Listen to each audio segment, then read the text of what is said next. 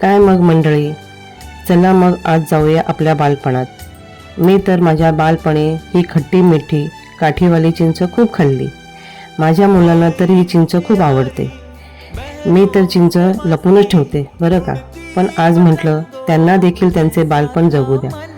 तुम्ही पण ही चिंच खाल्ली असेलच. मग काय, तुम्ही देखील गेलात का तुमच्या बालपणात? मला कमेंटमध्ये नक्की सांगा.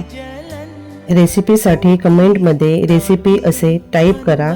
तुमच्याकडे देखील शाळेच्या आवाराच्या बाहेर किंवा बाजारात ही चिंच मिळते का आणि त्याचा तुम्ही आस्वाद घेता का?